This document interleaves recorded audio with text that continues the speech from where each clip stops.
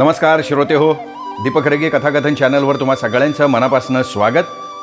मित्रांनो, तुम्ही ऐकताय पोपटराव भसे यांची जोडीदार ही कादंबरी आणि आज भाग 6. दुसऱ्या दिवशी शुश्रूषा हॉस्पिटलमध्ये जायला मला 10 वाजले. माझ्या अगोदर नाना संजयसह बाबांच्या जवळ येऊन बसले होते. कसेही असले तरी नाना माझे चुलते होते, म्हणून मी मनातला राग मनात ठेवून आपलेपणानं विचारलं, कधी आलात नाना? हे काय, आत्ता एवढ्यात तुझ्या पुढंच आलो. बसनी आलात का मोटरसायकलवरनं? आता संजय येतो म्हणला, आलो मोटरसायकलवरनं. वैशू, आम्ही एवढे परखे वाटलो आहे तुला? संजयनी मला विचारलं. संजय दादा, तुम्ही उगाच गैरसमज करून घेतलाय. परके असतात तर सगळी कामं बाजूला सरून बाबांना भेटायला आला असतात का? मग एखादी कालच फोन करते ना. काल नव्हता जीवाजीव, काही सुचलंच नाही त्यामुळे. अगं पण तो एकटी किती धावपळ करणार आहे? धावपळ करायला 2 गाड्या आहेत ना. आणि सध्या मोबाईलचा जमाना आहे. माने डॉक्टरांना फोन करून बोलवून घेतलं. इथल्या रानडे डॉक्टरांना फोनवरनं सगळं सांगितलं. आणि खाण्यापिण्याच्या इथे सगळ्या सुविधा आहेत. तेवढ्यात नर्स सांगायला आली, हे बघा, कृपा करा, सगळ्यांनी बाहेर जाऊन वरांड्यात बसा. डॉक्टरांचा राऊंड चालू आहे. एवढे तिथे नाही तर डॉक्टर. चला नाना, बाहेर जाऊन बसू आपण, मी म्हणाले. आणि व्हरांड्यात जाऊन बसल्यावर नानांनी विचारलं, काय सांगितलं डॉक्टरनी? काल बाबांचा उपवास होता. अंगात अशक्तपणा असल्यामुळे चक्कर येऊन पडले ते. दुखणं आणखीन वाढायला नको म्हणून इथे ॲडमिट केलं आहे. काकांना अटॅक आला असं सगळ्या गावात झाले. अरे, कुसळा एवढा असलं ना तरी लोक मुसळा एवढं करून सांगतात. तेवढ्यात सुधाकर आला. त्याला बघता संजयच्या कपाळावर 8 गोळ्या झाल्या. माझ्या नजरेतनं ती गोष्ट सुटली नाही. सुधाकर जवळ येऊन उभा राहिल्यावर मी स्मितपूर्वक म्हणाले, बैस की सुधाकर, काकांना भेटायची परवानगी आहे? हो आहे की, डॉक्टरांचा राऊंड चालू आहे म्हणून आम्ही बाहेर येऊन बसलो आहे. बरं वाटतोय ना काकांना?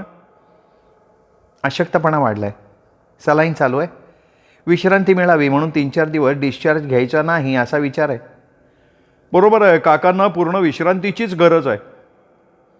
तू काय काम काढलंस तिसगावला? मी विषयांतर केलं. नांगराचा फाळ न्यायला आलो आहे. म्हटलं जाता जाता काकांना भेटून जावं. मधुभाऊ कामावर गेले असतील. जावंच लागतं ना, रविवार शिवाय त्याला सुट्टी मिळत नाही. काम आहे का? अरे हो, म्हणून तर विचारते. मग त्याला तुला भेटायला सांगू का? नाही, काम फारसं महत्त्वाचं नाही सुधाकर, किरकोळ आहे. सवड मिळाल्यानंतर भेटा म्हणावं. आम्ही निघू का वैशू? कांदे भरायला सुरुवात केली. संजयला पण भोजापूरला जायचंय, नाना म्हणाले. नाना, संजय दादाचं तोंड कडवट झालंय, चहा घ्यायला जाऊ, मग खुशाल जा. काय बोलती काय वैशू तू? खोटं बोलत नाही आहे दादा. मन निर्मळ असलं ना की माणसाला काहीही अपवित्र दिसत नाही. चला उठा, डॉक्टर बाबांना तपासून गेले असतील. आईनी नाश्ता पाणी केलं नसेल तर? मी विचारलं, आंघोळ चहा नाश्ता झालाय असं म्हणाले त्या. संजय तिथनं उठत म्हणाला. आम्ही कॅन्टीनकडे जात असताना विशाल भाऊ, कल्पना वहिनी येताना दिसल्या. त्यांच्यासाठी थोडं थांबावं लागलं. विशाल भाऊंनी विचारलं, संतोष आणि सपना येऊन गेले का? नाही, आमच्या अगोदर निघाले ते. अरे मग थांबले असेल कुठेतरी. काळेवाडीला गेले असावेच. असं एक काळेवाडीत सपनाची मावशी आहे ना, तिलाही भेटायला जायचं असं सकाळी संतोष म्हणाला होता. चहा घ्यायला येत आहे? नाही, या तुम्ही, या जाऊन. कॅन्टीनमधल्या खुर्च्यांवर बसताना माझं संजयकडे लक्ष गेलं. रुमालानं तो चेहऱ्यावरचा घाम पुसत होता म्हणून मी वेटरला म्हणाले, अरे जरा पंख्याचं बटन चालू कर. इथल्या लाईट कनेक्शनमध्ये सकाळपासून बेगाड झाला बाईसाहेब. ठीक आहे, लवकरात लवकर 4 चहा घेऊन ये. चहा घेतल्याबरोबर आम्ही उठलो. नाना आणि संजयबरोबर बोलत बोलत मी मुद्दाम दवाखान्याच्या प्रवेशद्वारापर्यंत गेले. तेवढ्यात समोरनं सतीश दादा आणि मामी येताना दिसल्या. आमच्या जवळ येतात संजयला सतीश दादा म्हणाला, अरे काय संजय शेठ, बरे आहे ना तुम्ही? सतीश दादाला आमच्या पंचक्रोशीतले मी म्हणणारे गुंड मावाली टरकून होते.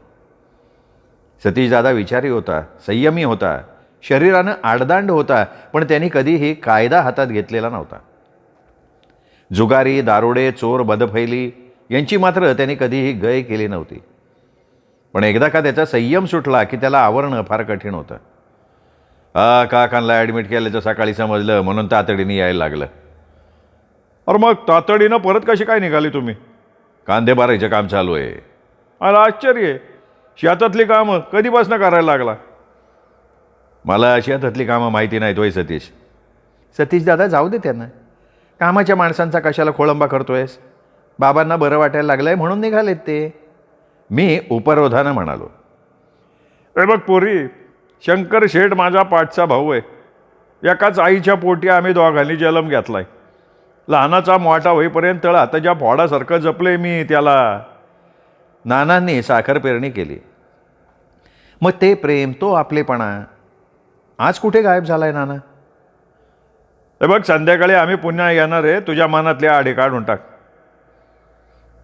नाना, अहो माझ्या मनात तुमच्याविषयी कसल्याही प्रकारची आडी नाही आहे. वितंडवाद घालत बसायचं हे ठिकाण नाही. एका रक्तमांसाचे भाऊ आज एकमेकांना का दुरावत चाललेत या प्रश्नाचं उत्तर शोधताना संताप येण्याऐवजी माझ्या काळजाचं पाणी होतंय. कोण चुकलंय, माझे बाबा का नाना? याचा शोध घेता घेता आपोआप डोळ्यांना धारा लागतात. जाऊ दे, बाबांना बरं वाटू लागल्यावर एखाद्या दिवशी या विषयावर निवांतपणे चर्चा करूयात आपण. या आता आपण. मी मुद्दाम त्यांच्या तोंडाला मधाचं बोट लावलं. 5व्या दिवशी बाबांना घरी आणलं. 2 दिवसात बरेच नातलग, हितचिंतक भेटून गेले. पण रोज सकाळ संध्याकाळ शुश्रूषा हॉस्पिटलमध्ये चक्रा मारणारे नाना, संजय या 2 दिवसात एकदाही नंदादीपकडे फिरकले नाहीत. बाबांना आणखीन आठवडाभर बेडरेस्ट घ्यायला सांगितल्यामुळे माझ्या पुन्हा कापड दुकानात, ऑफिसकडे चक्रा सुरू झाल्या होत्या. रविवार होता. दुकानाकडे जाण्यासाठी माझी आवराआवर चालू होती. प्रशांतचा फोन आला. बोला प्रशांत साहेब. काय करतेस? अरे दुकानात जाण्यासाठी तयारी चालली आहे. का हो? नाही, रविवार असल्यामुळे घरी असशील असं वाटलं होतं. नाही, येणार असलात तर दुपारी जेवणाच्या निमित्ताने येईन मी. चालेल, माझ्याबरोबर आईसुद्धा येणार आहे. मग सोन्याहून पिवळं, एका दगडात 2 पक्षी मारता येतील. माधुरीच्या घरच्यांनी होकार दिल्याचं खरं आहे ना? हो ना, तो सगळा अडथळा दूर करण्यासाठी फार आटापेटा करायला लागला. शेवंत आत्या हातगावला यायला तयार झाल्या. तिला आता तिच्या हेकेखोरपणाचा पश्चात्ताप होतोय. फार आनंदाची बातमी सांगितली साहेब. आता कोणाला अंधारात ठेवू नका ही नम्र विनंती. वैशू, अगं त्यासाठी तर आज नांदगावला यायचं आहे ना. ठीक आहे, ठेवते फोन. खाली आल्यावर आई म्हणाली, अगं जेवणाचा डबा भरून ठेवला आहे, विसरशील. आज ऑफिसला सुट्टी आहे. पाहुण्यांची वर्दळ चालू आहे म्हणून डबा नेणार नाही. जेवायला दुपारी घरीच येईन. मग लय उशीर नको करू. आणि तू आल्याशिवाय आम्ही जेवणार नाही. अगं 1-1:30 वाजेपर्यंत येते नक्की. मी कुठे दुकानात जाऊन बसते ना बसते तोच माधुरीचा फोन आला. मी पटकन म्हणाले, अभिनंदन माधुरी. अगं बाई, तुला कसं काय कळलं? माधुरी, अगं नात्यानं तू माझी बहीण लागत असल्यामुळे माझी जागा तू पटकवलीस म्हणून तुला क्षमा करते बरं का मी. मी विनोदाने म्हणाले, वैशू तुझी इच्छा असेल ना तर अजून वेळ नाही गेली. अगं तू माझ्यापेक्षा 2-2.5 महिन्यांनी मोठी आहेस. मोठी बहीण म्हणून आता तो मान तुझाच आहे. अगं पण बातमी कळली कशी तुला? प्रशांत साहेबांचा सकाळी फोन आला होता. वनिता आत्याबरोबर ते आज 11-12 वाजेपर्यंत बाबांच्या समाचाराला येणार आहेत. आणि तू कुठं आहे आत्ता? अगं मी कापड दुकानात. जेवायला दुपारी घरी जाणार आहे. बरं मग परत केव्हा फोन करशील? करते की दुपारी 4 नंतर. बरोबर 1:15 वाजता मी नंदादीपवर पोहोचले. बाबांसह सगळी मंडळी दिवाणखान्यात बसली होती. मी आत्याजवळ गेले. विचारलं, कधी आलात आत्या? झाली 15-20 मिनटं. हे बघे, तू अगोदर हातपाय धुवून घे. रुपा, बयो ताटं करायला घ्या चला. आईने ऑर्डर सोडली. जेवणानंतर आम्ही सगळेजण बैठकीच्या खोलीत जाऊन बसलो. थोड्या अवांतर गप्पांनंतर बाबांनी प्रशांतला विचारलं, सध्या कोणचा उद्योग चालू आहे प्रशांत? द्राक्षतोड चालू आहे. खत कारखान्याच्या कामाला सुरुवात केली आहे. बीजोत्पादन प्रकल्पाला मान्यता मिळाली आहे. सुशांत मदतीला आहे म्हणून हे सगळं शक्य झालं. तू लग्न करणार आहे का नाही? करणार ना. त्यासाठी तर मी आईला घेऊन तुमची संमती घ्यायला आलो आहे. का? मी नकार दिला असं वाटलं काय तुला? नाही नाही, अजिबात नाही. तुम्ही आनंदानं संमती द्याल हे मी गृहीत धरलं आहे. पण तुम्हाला कल्पना न देता बोहल्यावर चढण्याचा निर्णय घेणं अयोग्य वाटलं म्हणून आलो आहे मी. अरे मी काय समजलो नाही. मामा, सीताराम मामांच्या माधुरीशी मला लग्न करायचं आहे. मोठ्या आईला उपऱ्यासारखं मामाच्या दारात ठेवणं मला योग्य वाटलं नाही, म्हणून मी जुन्या नात्याला उजाळा देण्याचा निर्णय घेतला आहे. बाबा, आई, आत्या सर्वांनाच ही गोष्ट अनपेक्षित होती. कुणाच्या ध्यानीमनीसुद्धा नव्हती. 2-3 मिनटं कोणी काही बोललंच नाही. स्वतःला सावरून बाबांनी आश्चर्यानं विचारलं, अरे शेवंतांनी नवले मंडळींनी होकार दिला का? आपल्या सभापती साहेबांनी मध्यस्थी केल्यामुळे कोणालाही काही नाही म्हणता नाही आलं आणि त्यात गैर काही नव्हतं मामा. अरे पण वनिता कशी नाही बोलली मला? नाही, आईला आत्ताच समजतंय. तिचा गैरसमज होऊ नये आणि घरगुती वाद चव्हाट्यावर येऊ नयेत म्हणून मला गुप्तता बाळगावी लागली. वनिता, प्रशांतनी तुला अंधारात ठेवलं असलं तरी त्याचा हा निर्णय सर्वस्वी योग्यच आहे. ही गोष्ट माझ्या ध्यानीमनी पण नव्हती. माधुरी अधूनमधनं वैशूकडनं कापड दुकानात येत असती, गुणी पोरगी बरं का ती. मामा, वैशालीच्याही लग्नाचं चाललंय असं कानावर आलंय. खरं आहे ते. अरे पण तुम्हाला सोडून मी जाणार नाही असा वैशूचा हट्ट आहे. म्हणून घर जावई शोधायला तू आम्हाला मदत केली तर लय बरं होईन बरं का. मी कधी नाही म्हणालोय का? आजपासून शोध घ्यायला सुरुवात करतो. नाही, एवढी घाई नका करू साहेब. तुमच्यासारखी मी गुडघ्याला बाशिंग बांधलेलं नाही आहे. जरा 1-2 महिने जाऊ द्या, बाबा चांगले हिंडू फिरू द्या, मग शोध घ्यायला सुरुवात कर. हां. अरे वनिता, तू का मूग गिळून बसली? काय बोलणार? आईला सीताराम मामांची, मोठ्या आईची खात्री वाटत नव्हती म्हणून मी तिला पूर्वकल्पना दिली नाही मामा. आणि त्याने नकार दिला असता म्हणजे मग तर माधुरीविषयीचा निर्णय मी तुमच्यावर सोपवला असता आणि आम्ही त्याला नकार दिला असता मग तर माधुरीचं लग्न होईपर्यंत मी स्वतःच्या लग्नाचा विचार केला नसता. प्रशांत आडपडदा न ठेवता म्हणाला, आत्या, अरगडे नवले दोन्ही मातब्बर घराणी आहेत. दोन्ही घराण्यांचा पंचक्रोशीत फार मोठा दबदबा आहे. प्रशांत साहेबांनी एकमेकांना तुटलेली ही दोन्ही घरं जोडायचं पुण्यकर्म केलं आहे. या दोन्ही घरांची शान राखण्याबरोबर शेवंत आत्याला सन्मानानं स्वगृही आणण्याचं कौतुकास्पद कर्तव्य पार पाडायचं ठरवलं आहे त्यांनी. शेवंत आत्याला तिची चूक उमगली असणार आत्या. लोक दूषणं देत होती. प्रशांत साहेबांना ती गोष्ट सारखी खटकत होती. त्यांनी चूक केली आहे असं कोणीही म्हणणार नाही. मी प्रांजळपणे माझं मत प्रदर्शित केलं. हां, माझी पण थोडीफार चूक आहे बरं का वैशू. थोरल्या बाई रागानं माहेरी निघून गेल्या. त्यांना पुन्हा घरात आणायला प्रशांतच्या वडिलांनी नकार दिला नसताना तर प्रशांतचे वडील हयात असताना तडजोड झाली असती बरं का. काय सांगती? आम्ही तर सर्वस्वी शेवंताला दोषी ठरवलं होतं त्यावेळेला. जाऊ द्या ना, काळे कोळशे उघडण्यात अर्थच नाही. मला न दुखावता प्रशांतनी याच्यावर पडदा टाकलाय. कसं आहे, माधुरी माझी भाचीची आहे ना. मामा, मला जायला परवानगी दिलीत तर बरं होईल. 4 वाजेपर्यंत येतो असं मी कॉन्ट्रॅक्टर साहेबांना सांगून आलो आहे. मलाही यायचं साहेब. बयवला चहा ठेवायला सांगते, चहा घेऊन निघू आणि मी काय नंतर पायी होय. असं करूयात, मी साहेबांच्या गाडीत जाते. 2-2.5 तासांनी रूपा तुला सोडेल आणि मला न्यायला येईल. यानंतर मध्यंतरी 7-8 दिवस गेले असतील. एप्रिल महिना संपत आला होता. प्रशांतच्या लग्नाची तारीख धरली होती. बाबांच्या प्रकृतीत बरीच सुधारणा झाली होती. ते हिंडाय फिरायला लागले होते. पण आम्ही त्यांना नंदादीपच्या फाटकाबाहेर पडायला मनाई केली. शनिवार होता. आम्ही दुपारी जेवायला घरी आले होते. जेवणानंतर सवयीप्रमाणे वरती जाऊन पलंगावर लोळत पडले होते. टेन्शनमुक्त झाल्यामुळे मी विविध भारती लावली होती. गाणी ऐकणं, गुणगुणणं हा माझा आत्तापर्यंत तरी एकमेव छंद होता. एका तळ्यात होती बदके पिले सुरेख, होते कुरूप वेडे पिल्लू तयात एक. हे भावगीत मी तल्लीन होऊन ऐकत असताना साधारण 4:30 वाजता खालनं रूपावरती आली. माझ्या खोलीत डोकावून म्हणली, आक्का आक्का खाली या. का ग? ना संजय दादा आलाय, त्यांच्याबरोबर बाबूराव पाटील आहेत. शॉक बसल्यासारखी मी झटकन उठले. लगबगीनं पातळ झटकलं, डोक्यावरनं कंगवा फिरवला, लगेच खाली आले. बयो पाण्याचा तांबे आणि फुलपात्र घेऊन बैठकीकडे निघाली होती.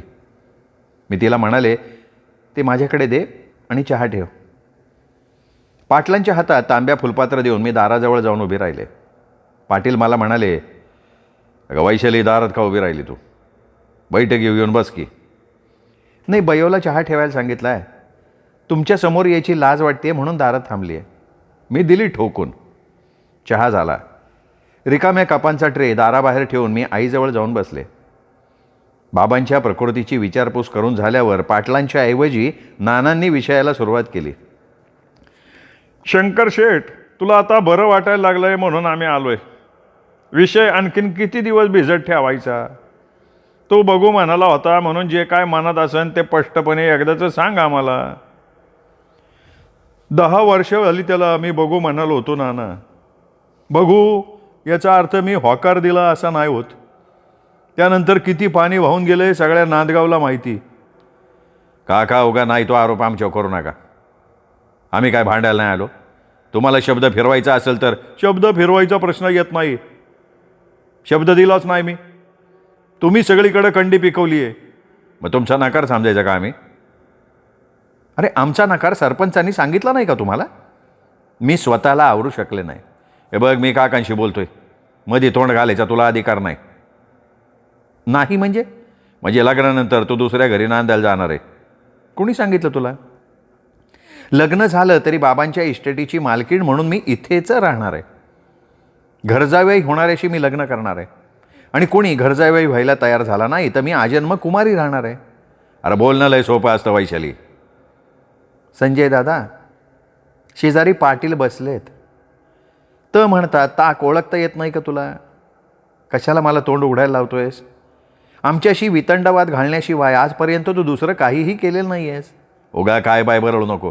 तुला चांगला ओळखतो मी. संजय दादा, तू आमच्या घरी आलायस. तुला पुन्हा स्पष्टपणे सांगते, हा विषय सर्वस्वी आमचा आहे. अगं वैशू पोरी, तू गैरसमज करून घेतलाय. अगं ह्या दारुड्यासाठी तुमच्याकडं नाही काय मागत मी. ह्या देवट्याने काय सगळ्याची वाटच लावली. माझं मागणं आहे ते विजयसाठी. त्याची चिंता लागून राहिली मला. त्याला जवळ केलं तर माझ्या मागं भीक मागण्याची त्याच्यावर वेळ येणार नाही बघ. नाना धूर्तपणे कसनुसं तोंड करून म्हणाले. नाना, विजयसाठी माझा सुद्धा आत्मा तिळतिळ तुटतोय. त्याच्यावर मी भीक मागण्याची वेळ नाही येऊ देणार. शंकरशेठच्या इस्टेटीचा त्याला कायदेशीर हक्क मिळणार नसला तरी त्याच्या सुखासाठी मी त्याला मदत करायला कधीही नकार देणार नाही. नाना, आणखीन काय खल करण्यात अर्थ नाही. तुम्हाला जे अपेक्षित होतं ते वैशालीनं कबूल केलंय आता. बाबूराव पाटील म्हणाले. पण पाटील, हिच्या दयेची भीक नको आहे आम्हाला. लाचारी पत्करून हिची कुठली बी मदत आम्ही नाही घेणार. तुला नाही संजय दादा, फक्त विजयला, जो कधी भावाच्या नात्यानं आमच्याशी वागला नाही, ज्याने अनेकदा आमच्या आयामायांचा उद्धार केला आणि ज्यांनी गोरगरिबांच्या अन्नात विष कालवण्याशिवाय दुसरा उद्योग केला नाही, त्याच्यासाठी सर्वस्वावर पाणी सोडायची आमची तयारी नाही. अगं काका काकीच्या जीवावर तुझ्या उभलगाना चालल्यात. त्यांच्या पाश्चात काय करशील? तू काय अमरपट्टा घेऊन जन्माला आलायस काय? तुला मी कधीच शरण येणार नाही. मनातला भ्रम काढून टाक. जन्मदात्यांच्या पश्चात तू माझं रक्षण करावंस म्हणून आजपर्यंत एकदाही तुला मी राखी बांधली नाही. यात काय ते समजून घे. विजयसाठी तुझा आत्मा तिळ तिळ तुटतोय ना. त्याला किती वेळा राखी बांधली तू? ते तू त्याला जाऊन विचार. संजय, कशाला वाद वाढवतोय तू? विजयला दत्तक घ्यायचा का नाही घ्यायचा हा सर्वस्वी काकांचा प्रश्न आहे ना. बा झालं की आता. पाटील मध्येच म्हणाले. नाही, बोलू द्यात पाटील, बोलू द्या. त्याला अशी संधी कदाचित पुन्हा नाही मिळणार. काही झालं तरी तो माझ्या सख्ख्या चुलत्याचा मुलगा आहे. तो मला बहीण मानत नाही म्हणून मी त्याला राखी बांधत नसले तरी त्याला मी भाऊ मानते आणि शेवटपर्यंत त्याला भाऊ मानत राहीन. माझ्या वक्तव्यानं नाना आणि पाटील चक्रावून गेले. भांबावल्या नजरेनं ते माझ्याकडे बघत राहिले. संजय दादा पण थिजून गेला. तोंड न उघडता चपराक मारल्यासारखा चेहरा करून उठला, खाली मान घालून बैठकीच्या बाहेर पडला. मी त्याला हार गेले नाही, त्याच्यावर कडी करून जिंकले. मग मी नानांना म्हणाले, नाना, वाईट वाटून घेऊ नका. संजय दादाला आवर घालायच्याऐवजी तुम्ही त्याला फूस देत आलात. तरीसुद्धा तुम्ही माझ्या बाबांचे थोरले बंधू आहात. इथून पुढे तरी त्या नात्यानं तुम्ही आमच्याशी वागावं. यत्किंचित स्वार्थाच्या आहारी जाऊन तुम्ही तुमची पायरी सोडू नका. आमच्याकडनं कृपा करून तुमचा अपमान करून घेऊ नका. प्रेमानं जग जिंकता येतं नाना. आम्ही तुम्हाला दूर नाही लोटणार. काका, तुम्ही खरोखर लय भाग्यवाने. वैशालीसारखी चतुर, धूर्त, मुत्सद्दी, सद्विचारी आणि सद्गुणी पोरगी तुमच्या पोटी जन्माला आली. आमच्या देवट्यांपेक्षा हे खऱ्या अर्थानं तुमच्या वंशाचा दिवा आहे. बाबूराव पाटील खुश होऊन म्हणाले. पाटील, वैशूला आम्ही आमचा मुलगाच समजतो. पोटी पुत्र नाही म्हणून आम्ही कधीही दुःखी कष्टी झालेलो नाही. आणि नाना, क्षमा करायला माझ्यापेक्षा तुम्ही मोठे. तुम्हाला उपदेश करायची माझी पात्रता नाही. संजयला चांगलं वळण लावण्यात तुम्ही कमी पडलात, त्यामुळं तुमच्यावर ही वेळ आली आज. एवढं बोलल्यानंतर नाना मान खाली घालून निघून गेले पाटलांच्या बरोबर. दुपारी मी विविध भारतीवर गाणी ऐकत पडले होते. रूपा माझ्याजवळ आली. सारखी गाणी ऐकत राहायचं कंटाळा येत नाही का गा अक्का तुला? टी व्हीवरचे फालतू कार्यक्रम बघायचा तुला कंटाळा येतो? अगं तू टी व्ही बघत नाही म्हणून तुला ते कार्यक्रम फालतू वाटतात. अगं छान छान हिंदी मराठी गाणी कानावर पडली ना की सगळा शिणभार हलका होतो. एखादी कर्णमधुर धून ओठात घोळवताना जो आनंद मिळतो ना तो तुला नाही समजायचा. बरं होतीस कुठे? मी जेवून वरती आले तरी दिसली नाहीस. मी बरोबर मागे गेलते. केशरी आंबा पाडायला लागलाय. गावातनं 2 जण आले आंबे उतरायला. किती आणलेस पाड? 7-8 आणले तर रसोई ठेवलेत. आणू का 2-3? नाही नको, खाली गेल्यावर खाऊ की. अगं तुला एक नामी बातमी सांगायची. ट्रान्झिस्टरचं बटण बंद करून उठून बसत मी म्हणाले, वाटलंच होतं मला. तुझ्या बातम्या ना नेहमी अफलातून असतात. सांग काय नामी बातमी आहे? अगं आज सकाळी शाळा चौकात संजूदादांनी सुधाकरला दमदाटी करायचा प्रयत्न केला. सकाळी 10 वाजता? हा. कुणी सांगितलं तुला? अगं प्रत्यक्ष माझ्यासमोर घडलं की प्रकार. आणि तू कशाला गावात गेली होतीस? अगं असं काय करते, आज 1 मे नाही वय, महाराष्ट्र दिन, म्हणून शाळेत गेलते. बरं आता विस्तारानं सांग. काय झालं, 10 वाजता आमचा कार्यक्रम संपला. मी घेताना आरती शाळा चौकाकडे येत होतो. चौकात सुधाकर भेटला म्हणून थांबलो. त्याच्याबरोबर आम्ही बोलत असताना वेशीकडनं आला संजू दादा. त्याला भांडण करून काढायचं होतं वाटतं. आल्या आल्या आरवाच्या भाषेत सुधाकरला म्हणला, काय भाडखाऊ, तुला काही शरम आहे का नाही? तुला काही लाज आहे का नाही? खुशाल गावातल्या तरणताट्या पोरींबरोबर भर चौकात बोलत उभा राहिला. आणि काय गं, सुधाकरनं त्याची ती अरेरावी ऐकून घेतली? नाही ना, तेच तर सांगती. अगं संजू दादाच्या दमबाजीला न घाबरता सुधाकर शांतपणे म्हणला, ज्याच्या मनात पाप असतं त्याला तरण्या पोरींबरोबर बोलत उभं राहायची लाज वाटती, शरम वाटते. आता राहिला भाडखाण्याचा प्रश्न, त्याचाही भर चौकात उलगडा करू का? तर संजू दादा भाया सावरत त्यालाच म्हणला, काय लय माज आला का तुला? सुधाकर म्हणला, संजू भाऊ, माझ्यापेक्षा तू मोठा आहे. मला निष्कारण डिवचण्याचा प्रयत्न करू नको. मला बी भाया सावरत्या येत. संजू दादा लय चिडला आणि म्हणला, काय म्हणला, नालायक का? तर सुधाकर म्हणला, नालायक कोण आहे सगळ्या गावाला माहिती, का उगा शोभा करून घेतो? वर म्हणला, मी घाबरणार नाही संजू दादा, तुला जास्त झाली, गप जा म्हणला मुकाटेने. तर संजू दादा त्याला म्हणला, मला शहाणपणा शिकवतो का रे हिजडे? मग भोवती जमा झालेल्या 25-30 माणसांसमक्ष सुधाकर म्हणला, हेच मला ऐकायचं होतं तुझ्या तोंडून. आम्ही पोलीस स्टेशनला केलेली तक्रार अजून मागं नाही घेतली. काळेवाडीच्या मंगलच्या बापानं शितोळे साहेबांकडे कबुली जबाब दिलाय. हिजड्याची शहानिशा करायची असेल तर सांग, तुझा माज मोडायला आम्हाला 1 दिवस लागणार नाही. मग संजू दादा वर रामला, विषय बदलून म्हणला, रूपा माझी बहीण आहे, तिचं नाव नको घेऊ. तिच्या सावलीला सुद्धा उभं राहायचं नाही. पुन्हा तिच्याशी बोलताना दिसलं तर सोलून काढील. मग मला राहवलं नाही. हातातली सायकल मी आरतीकडे दिली, पुढं झाले. संजू दादाला कुच्चितपणे मानले, माझा पोळका यायला तू कोण रे? भाऊ म्हणायला भावासारखं वागायला लागतं.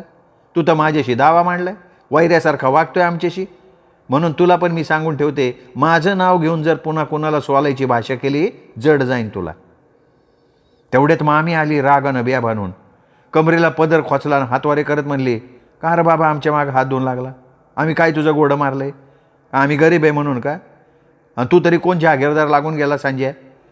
अरे आम्ही गरीब असलो तरी तुझ्यासारखं भीक मागायला कोणाच्या दारात नाही गेलो. स्वतःच्या कष्टानं खातोय आम्ही नाही कोणाच्या इस्टेटीवर डोळा ठेवला. पुन्हा जर माझ्या पोरांकडं वाकड्या नजरेनं बघशील तर ग बसणार नाही, डोळा काढून हातात ठेवल. मूत पिऊन माझ्या पोराला दमदाटी करतोय मी आला. आता माझ्या बी सडेतोड बोलल्यानंतर मामीच्या आवेशाने संजूदादाची हवाच निघून गेली. दिदी कारण नसताना संजूदादांनी स्वतःची शोभा करून घेतली. अगं पण मग पुढे काय झालं? अक्का प्रकरण तेवढ्या नाही मिटलं. संतोष भाऊनी सगळ्यावर कडी केली. संतोष भाऊ पुढं झाले. सुधाकरचा दंड पकडून संजूदादा पुढे गेले. मामींना बोलायचं थांबून म्हणले, सुधाकरला मारणार आहे ना? असल हिंमत निसता हात उगर. तुम्ही चांडाळाने या गावाची आबरू वेशीला टांगायचा जो उद्योग लावलाय त्याला कधीतरी मूठ माती द्यायचीच आहे. त्याशिवाय नांदगावात शांतता नांदणार नाही. नांदगावातल्या तरण्या पोरींची फार काळजी आहे ना तुला. तू गंगा स्नान करून आला का? तुझे प्रताप आम्हाला माहीत नाही का? हा, दाखव की हिंमत. नाही तुझा हातमोळा सकट ओपाटला तर बापाची अवलाद नाही लावणार. मग संजूदादा मान खाली घालून गप निघून गेला. जित्याची खोड मेल्याशिवाय जाणार नाही रूपा. दारुड्याला लाज शरम नसते. उद्या सकाळपर्यंत तो सगळं विसरेल बघ. पण संजूदादाने नाक स्वतःची नाचक्की करून घेतली. संतोष भाऊ थोडे आधी आले असते ना, संजूदादाला हाताखालनंच काढला असतं त्याने. त्याला एकट्याला हाताखालून काढणं उपयोगाचं नाही रूपा. त्याच्या सगळ्या चांडाळ चौकडीला अद्दल घडायला हवी. नाही पण मधुभाऊचं लगीन कुणी मोडलं हे आज ह्या निमित्तानं सगळ्या गावाला माहिती तर झालं.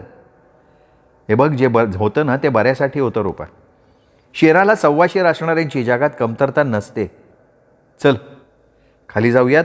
2 पाड कापून दे. त्याच्याशिवाय या फक्कड बातमीचा आनंद द्विगुणित होणार नाही.